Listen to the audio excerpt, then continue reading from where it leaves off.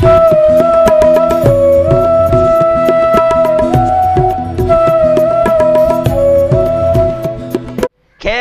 कर्म सिद्धांत की बात मैं आपको बताना चाह रहा हूं, सब चीजें निश्चित नहीं हैं। कुछ चीजें निश्चित हैं, कुछ चीजें अनिश्चित हैं।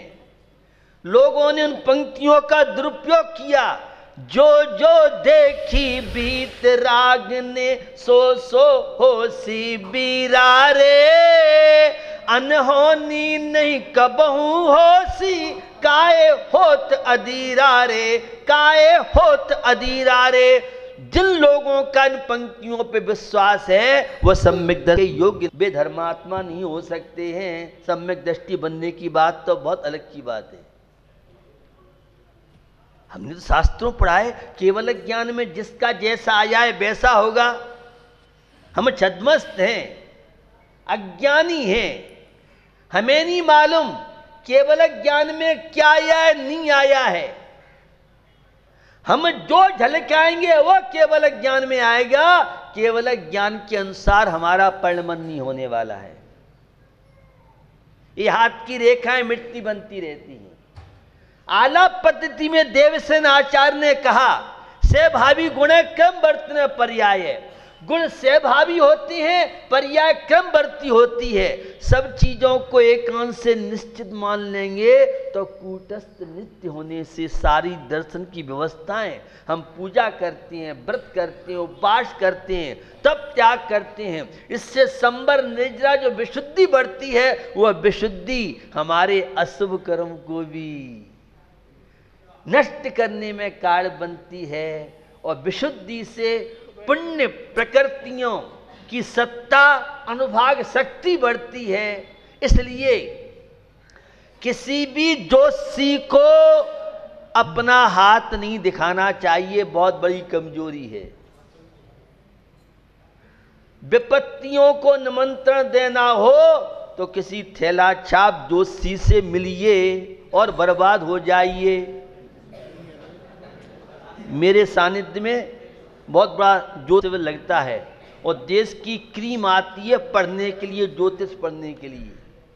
और मैं ये कहता हूं ज्योतिष कुछ नहीं कर सकता है। सुन लो, पीछे पड़े हो, ज्योतिषियों के चक्कर काट रहे हो। और जन्म पत्री में क्या लिखा है, हम जो चाहेंगे वो जन्म पत्री में लिखा जाएगा। हम तो रेखाएं बदलने की क्षमता रखते हैं। छत्र छाया भगवान पार्श्वनाथ की है। हम भगवान पार्श्वनाथ के भक्त कहलाते हैं। हम जो चाहेंगे, जैसा चाहेंगे वैसा भाग्य बना सकते हैं। सम्यक दृष्टि धर्मात्मा का। और मेरा एक डायल तो आपको याद होगा, जीवन में कभी निराशावादी मत बनना, कभी जीवन में टूटना मत। जो निराशावादी है वो अधर्मात्मा, मिथ्या दृष्टि, अज्ञानी है। मस्तिष्क में कुछ संकेत होते हैं, हाथ में संकेत होते हैं, पोटरों में संकेत होते हैं, लेकिन ये रेखाएं मिटती बनती रहती हैं। भाग्य को आप जैसा चाहें वैसे भाग्य का निर्माण आप कर सकते हैं। इन भुजाओं के बल पर भाग्य का निर्माण होता है। और ये देव शास्त्र गुरु है काहे के लिए? आप क्या पढ़ते हो? सुख देना दुख मेटना यही तुम्हारी बात, मो गरीब की बीनती सुन लीजिए भगवान। आपको विश्वास नहीं है? सुख देना दुख मेटना, राजी से दे दो तो ठीक, नहीं तो लड़ भेग के हम तुम्हारे परिवार के, तुम चैतन्य हम भी चैतन्य हैं। अरे लड्डू लड्डू तुम खा लो, चार चार तो हमारे हाथ में है, उसके तो हम अधिकारी है। तुम अनंत दर्शन ज्ञान सुख के भोगी हो तो प्रभु आन शांति तो हमें भी दो। इसलिए जीवन में कभी टूटना नहीं चाहिए। और ये देव शास्त्र गुरु के माध्यम से सुख देना दुख मेटना, ये भगवान किसी का अच्छा बुरा नहीं करते हैं, ये निश्चित है। ये बीतरागी हैं, लेकिन हमारे पास कला चाहिए। अब आजकल तो वो घी के दर्शन ही दुर्लभ हैं। पहले सर्दी के समय घी जम जाता था और कनस्ट्रों में और मिट्टी के बर्तनों में बरनिया होता था। अब घी निकालना है तो सीधी उंगली से ही निकलता था, उंगली को टेढ़ी करनी पड़ती है। तो भगवान से आपको नहीं मिलेगा जितने नारियों श्रोता बैठे हैं, जिसके पास कला है, इनसे लेने की कला भिखमंगों को यहां नहीं मिलता है।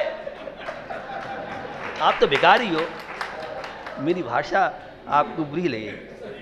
आप क्या बोलते हो? रोज प्रार्थना करते हो, जग के दुख की तो परवाह नहीं है, स्वर्ग सुख की भी चाह नहीं है, मेटो जाबन मरण होवे ऐसा यतन परस प्यारा, मेटो मेटो जी संकट हमारा। तुम्हारे खाने के दांत अलग है और दिखाने के अलग है। समझ में नहीं आता है। भगवान पार्श्वनाथ ने तो शादी नहीं की और तुम्हारे बेटे बेटियों के शादी कैसे करा देंगे, समझ ही नहीं आता हमारे। और जिसकी शादी हो उससे कहो कि हमारे बेटे कराओ, तान नहीं, और तुम कहते हो हमारी गोद भरवा दो। कहां से भरेंगे, इनकी गोद है ही नहीं। अब आप धर्मात्मा है क्या? सोचो विचारो। अरे मांगना ऐसी चीज मांगो जिससे मांगना मिट जाए। छोटी मोटी चीजें क्या मांगना इनसे। जन्मे मरे अकेला चेतन सुख दुख का भोगी, और किसी का क्या एक दिन यह देह जुदी होगी। कमला चलत न पेड़ जाए मरगट तक परिवारा, अपने अपने सुख को रोबे पिता पोत दारा। अकेले आए हो अकेली जाओगी, क्या लेके आए क्या लेके जाओगी। यहां आने के बाद तो कामनाओं से ऊपर हो, पहले ही इतने टेंशन पाल रखे हैं, तो यहां से लेके आएगा। खाली सूटकेस लेके आओ, यहाँ झोला बैग अटैची खाई लेके आओ, और पहली फुल हाउस है तो जगह ही नहीं है, कहां से पाटना तेरी थैली में रहेंगी। वितरागता का उद्देश्य है। ये तो भक्ति बस हम कहते हैं, सुख देना दुख मेटना। लेकिन हमारे जितनी विशुद्धि होगी, जितने परिणाम निर्मल होंगे, कषाएं कामनाएं घटेंगी तो यहाँ मिलेगा। और जो कामनाएं इच्छा लेके आता है, कषायों की वृद्धि करके आता है, उसे मिल नहीं पाता है। तो मैं आपको बताना चाह रहा हूं, सब चीजें निश्चित नहीं है। आप जो चाहें जैसा चाहें वैसा भाग बना सकते हैं। आप चैतन्य हैं, कर्म तो जड़ हैं। मुझे समझ में नहीं आता, एक और तो समय सार की उन पंक्तियों की ओर ध्यान दिलाते हो कि द्रव्य का परिणमन स्वतंत्र है। जब द्रव्य का परिणमन स्वतंत्र है तो फिर क्यों कहते हो कि केवल ज्ञान के अनुसार परिणमन होगा। अनेकांतवाद द्रव्य का परिणमन सर्वथा स्वतंत्र भी नहीं है और सर्वथा परतंत्र भी नहीं है। कथंचित स्वतंत्र है, कथंचित परतंत्र है। यह है स्यादवाद, अनेकांतवाद। निश्चय और व्यवहार, निमित्त उपादान, भाग्य और पुरुषार्थ, इनका सामंजस्य जो नहीं बिठालते हैं और एकांत से ही वस्तु का प्रतिपादन करते हैं, भैया सोचिए विचारिए। सब चीजें निश्चित होती तो 363 मत हैं, जिसमें एक दर्शन यह कहता है जिस जीव का जिस निमित्त से जहां जैसा होना होगा वैसा ही होगा। ऐसे गोमठ सार कर्म कांड गाथा नंबर आप देखिए, उसमें काय जो ऐसा मानता है जिस जीव का जिस निमित्त से जहां जो होना होगा वैसा ही होगा, ऐसे मानने वाले को मिथ्या दृष्टि अज्ञानी कहा है। संबंध पहले से ही नहीं निश्चित होते हैं, बड़े पुरुषार्थ करने पड़ते हैं। पहले तो लड़की वाले को पुरुषार्थ करना पड़ता था, अब आगरा में उल्टा हो गया है, 25 वर्ष का हो गया, 30 वर्ष का हो गया, लूली लंगड़ी कैसी मिल तो जाए, भामरे पड़ जाए। जब संबंध आ रहे थे, अमुक चंद जी इतने खोखा बोल गए थे, वो सोचेगा भैया जब खोखा हो जाएंगे तब हम तो अपनी बेटी बिना पीले हाथ रखेंगे। पहले बड़े लड़के वाले के नखरे होते हैं, अब जमाना बहुत चेंज हो गया है, अब लड़की वाले के नखरे होते हैं। अब लड़की चॉइस करती है, अब लड़कों की चॉइस नहीं चलती है। ये जमाने की स्थितियां आपको बताना चाह रहा हूं। सब चीजें निश्चित नहीं है। आपका पुरुषार्थ आपके भाग का निर्माण करता है। शिव मंगल सिंह सुमन की यह पंक्तियां आप सबने सुनी पड़ी होंगी। जाग रही मरघट की ज्वाला, जो भाग्यवादी क्या करें, हमारे तो कर्मों में ऐसे लिखा है, हमारे भाग्य ऐसे ही हैं। तो पुरानी एक कहावत आपने सुनी होगी, चलनी में दूध छानो और कर्मों को दोष दो।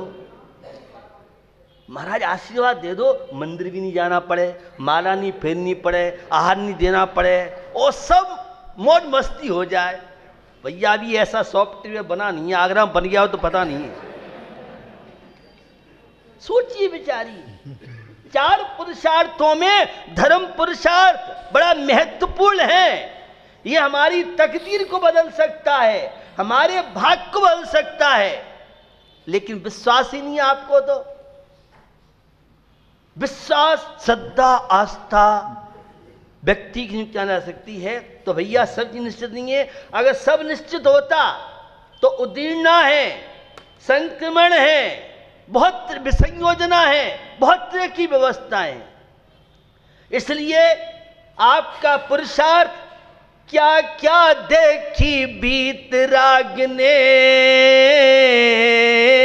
क्या क्या देखी बीत राग ने, क्या क्या होशी बीरा रे। बीत राग की बाणी सुन के दूर करो भव पीड़ा रे, दूर करो भव पीड़ा रे। ये देव शास्त्र गुरु, बीत राग देव शास्त्र गुरु के आश्रय लेने से हमारे अशुभ कर्म, विपत्तियां भी संपत्ति बन सकती हैं। लेकिन आपके पास कला होनी चाहिए। और कला कौन सी? श्रद्धा, आस्था। वो श्रीपाल और मैना सुंदरी, और मैना सुंदरी सोचती मेरे भाग्य में ऐसा ही है, कोड़ीपति है, ऐसी लिखा है। ऐसा नहीं सोचा, पुरुषार्थ किया। वह पंक्तियां आप सब बोलेंगे।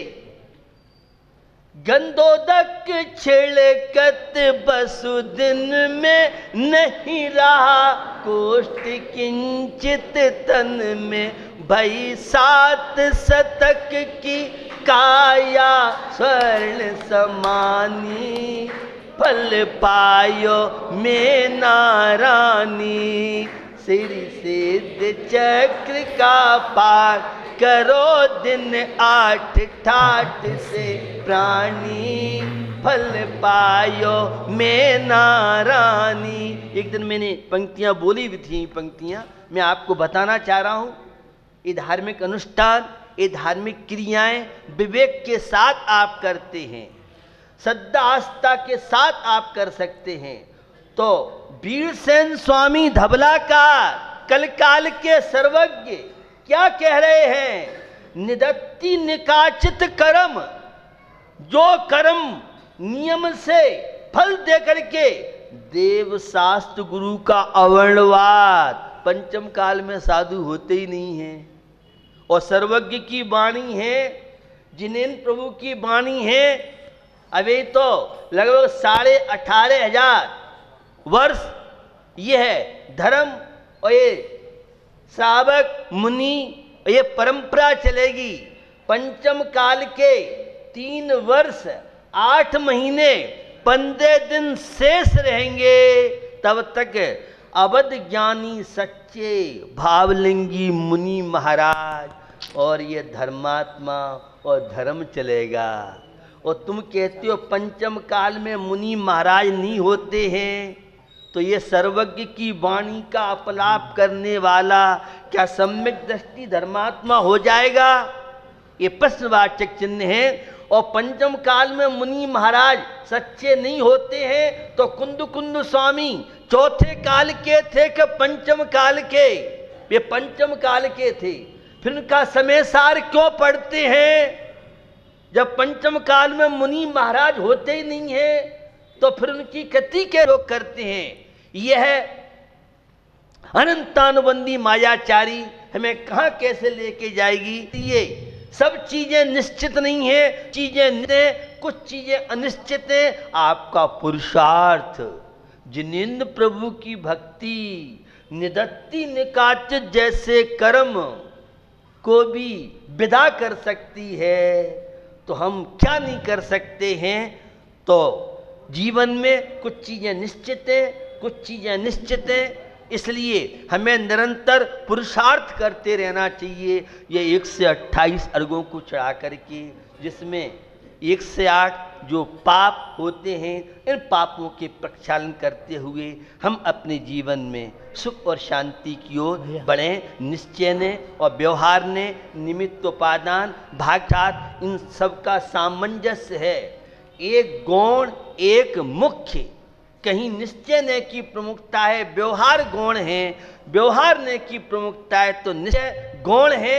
आचार्य अमृतचंद स्वामी ने पुरुषार्थ सिद्धि पाए में इतना अच्छा दृष्टांत दिया। एक ग्वालिन दही मतती है, रस्सी कितनी होती है? 2।